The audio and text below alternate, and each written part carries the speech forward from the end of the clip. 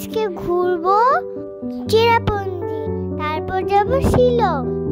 সবাইকে ভিডিও দেখার আমন্ত্রণ। Good morning. চেরাপুঞ্জিতে আমাদের সকালটা শুরু হয়েছে বাংলাদেশ ভিউ দিয়ে। আমাদের হোটেলের করিডোর থেকে সেভেন সিস্টার ফলসের একটা ভিউ পাওয়া যায়।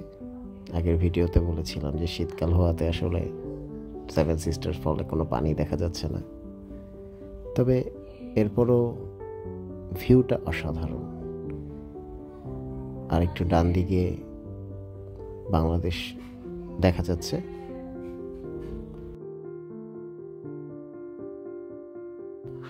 সেভেন সিস্টার ফলসে পানি না দেখতে পারলেও আমরা দূরে কিছু ছোট ছোট ঝর্ণা দেখতে পেয়েছি। এছাড়াও ঠান্ডা বাতাসের মধ্যে ভ্যালির ভিউটা অসাধারণ ছিল। হোটেলে কমপ্লিমেন্টারি ব্রেকফাস্ট শেষ করে আমরা সকাল সকাল বেরিয়ে পড়েছি আমাদের প্রথম স্পটের দিকে। আমাদের প্রথম স্পট নৌকালিকাই ফলস। চেরাপুঞ্জির ফলসগুলোর বাইরেও রাস্তাগুলোর কথা আলাদা করে না বললেই না, এক কথায় অসাধারণ। একপাশে ভ্যালি, পাহাড়ি রাস্তা, অসাধারণ প্রকৃতি। নৌকালিকায় যাওয়ার পথে যখন আমরা গ্রামের রাস্তাটার দিকে ঢুকে যাই, তখন দুই পাশের সৌন্দর্যটা আসলে কথায় বর্ণনা করার মতো না। কেন মেঘালয়কে প্রাচ্যের স্কটল্যান্ড বলা হয় সেটা এই রাস্তায় ওঠার পর আসলে আমরা কিছুটা উপলব্ধি করতে পারি। এত চমৎকার, গোছানো আর পরিষ্কার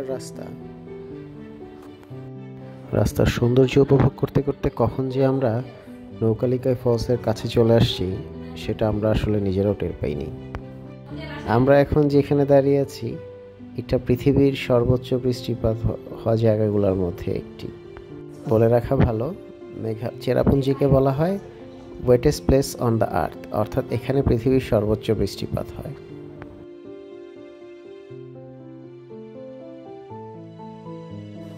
চেরাপুঞ্জিকে স্থানীয় ভাষায় সৌরা বলা হয়। তো এখানে আই লাভ সৌরা চেরাপুঞ্জি নামে একটি বিলবোর্ড আছে, যেটার সামনে ট্যুরিস্টরা ছবি তোলে।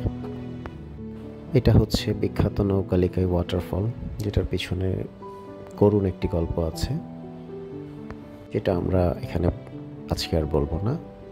তবে শীতকাল হলেও ফলসের পানিটা এত উপর থেকেও বেশ ভালোই দেখা যাচ্ছিল। নৌকালিকাই ফলস দেখা শেষে আমরা চলে যাচ্ছি আমাদের পরবর্তী স্পট ওয়াকাবা ফলস। নৌকালিকাই ফলসে আমাদের কোনো ট্রেকিং করা লাগে না, কিন্তু ওয়াকাবা ফলসের পর্যন্ত যেতে আমাদের কিছুটা ট্রেকিং করে নিচে নামতে হয়, বাট ইটস ওর্থ।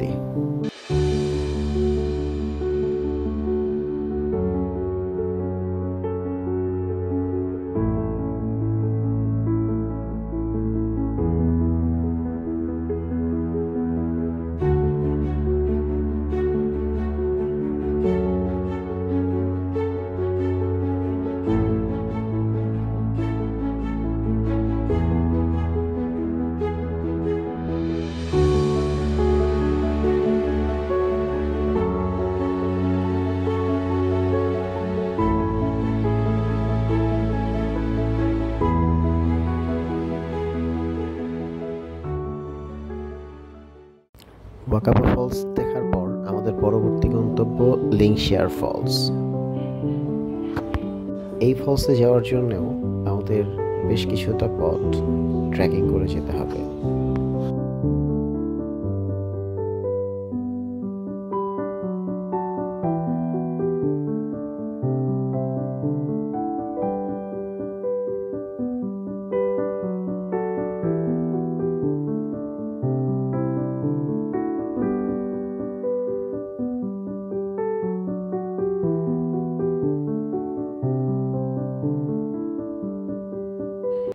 ফাইনালি আমরা চলে আসছি লিংশিয়ার ফলসে। এই ফলসটা আমার দেখা মেঘালয়ের অন্যতম সুন্দর ফলসগুলোর মধ্যে একটা।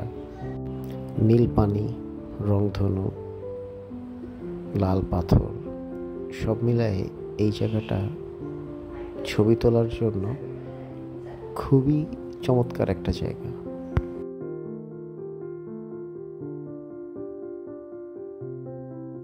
আমাদের পরবর্তী স্পট ব্রড ফলস। গাড়ি পার্কিং থেকে প্রায় 1.5 কিলোমিটার হাঁটার পর আমরা আসলে ব্রড ফলসে গিয়ে পৌঁছাই। তবে ব্রড ফলসটার সৌন্দর্যটা অন্য ফলসের চেয়ে একটু ডিফারেন্ট।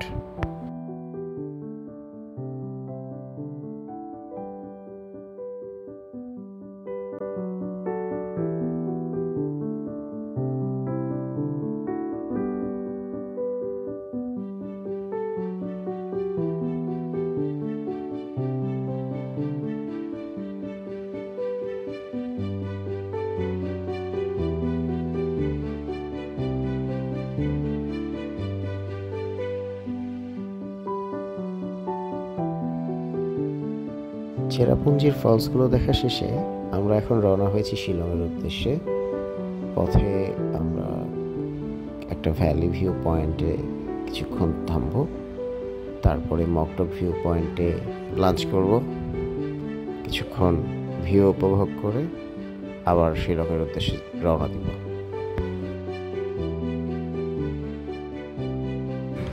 আমাদের পরের স্পট মকটক ভিউ পয়েন্ট।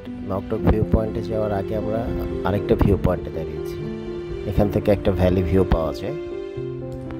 এখানে কিছুক্ষণ অপেক্ষা করে আমরা আবার রওনা দিই।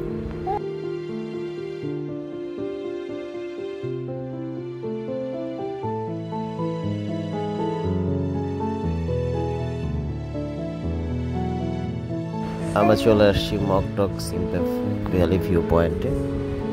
এখানে আমরা লাঞ্চ করব, কিছুক্ষণ ভিউ উপভোগ করব, তারপর আমরা শিলংয়ের উদ্দেশ্যে যাত্রা কন্টিনিউ করব।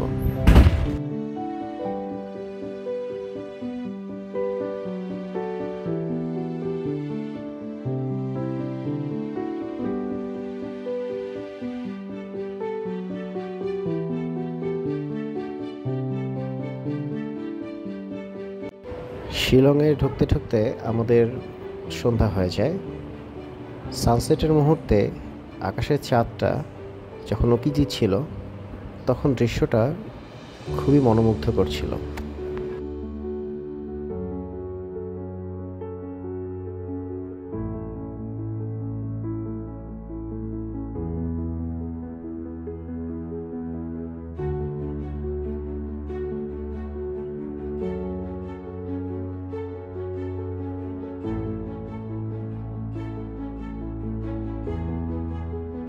আমরা চলে আসছি শিলংয়ের পুলিশ প্লাজা এরিয়াতে। এখানেই আমাদের হোটেলটা। আমরা ছিলাম এম ক্রাউন হোটেলে। একটু পরে আমাদের রুমের রিভিউটা দিচ্ছি। বেশ গোছানো রুম, 2টো বেড ছিল, এটাকে আমরা পরে একসাথে করে নিয়েছি। রুমের সাথে কমপ্লিমেন্টারি কফি, চা ছিল। আমাদের এই রুমের ভাড়া পড়েছিল 6,000 rupee per night, including complimentary breakfast.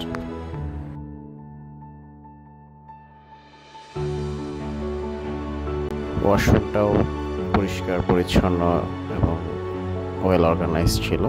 সব কিছু মিলিয়ে আমাদের এই হোটেলের অভিজ্ঞতা যথেষ্ট ভালো ছিল। একেবারে সেন্টারে হওয়াতে আমরা চেক ইন করে বের হয়ে ডিনার শেষ করে একটু হাঁটাহাঁটি করে তারপর ঘুমিয়ে পড়েছি। পরের দিন আমাদের গন্তব্য হবে হচ্ছে শিলংয়ের বিভিন্ন স্পট ঘুরে দেখা। ভিডিওটির সাথে থাকার জন্য ধন্যবাদ। আগামী ভিডিওতে দেখা হবে। আসসালামু আলাইকুম।